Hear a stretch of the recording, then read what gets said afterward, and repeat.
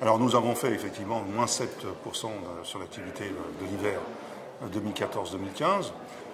Sur le voyage à forfait, qui est le cœur de notre activité, on est à moins 3%. Avec une activité moyen courrier pays du Maghreb qui est en baisse évidente, particulièrement la Tunisie.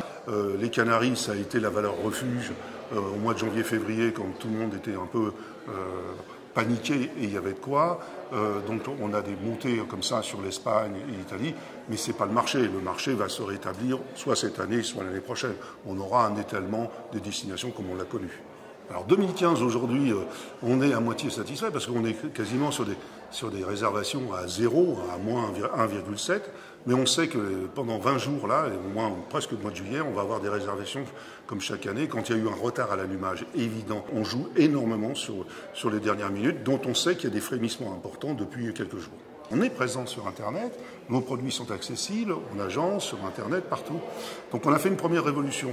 Il nous attend demain une deuxième qui est des grands acteurs mondiaux qui ont décidé de se positionner sur le tourisme. Pas n'importe lesquels. Vous avez Google, Amazon, Facebook,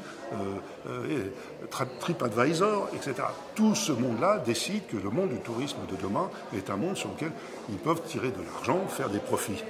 Donc il va falloir qu'aussi bien qu'avec la communauté européenne, qu'avec les gouvernements, etc., qu'on soit extrêmement vigilant. Parce que si on n'est pas vigilant, on dépendra des États-Unis. Au moment où on parle de dépendance en matière d'information, on va dépendre complètement des firmes américaines qui vont décider, oui ou non, de mettre les touristes à tel endroit, pas tel endroit, etc. Il s'agit simplement de faire en sorte que la communauté européenne, que l'Europe s'organise de telle façon qu'ils ne puissent pas développer leur business sans avoir les mêmes contraintes que nous. Ce qui est le cas aujourd'hui. Ils n'ont zéro contrainte, voire même pas fiscale. Et nous, on a toutes les contraintes, on est obligé de rapatrier nos clients, etc. Et ça, on va le mettre en valeur. On est mieux que n'importe quelle compagnie d'assurance. Donc ça, il faut qu'on le dise, et on le dira aux consommateurs de plus en plus à partir de maintenant.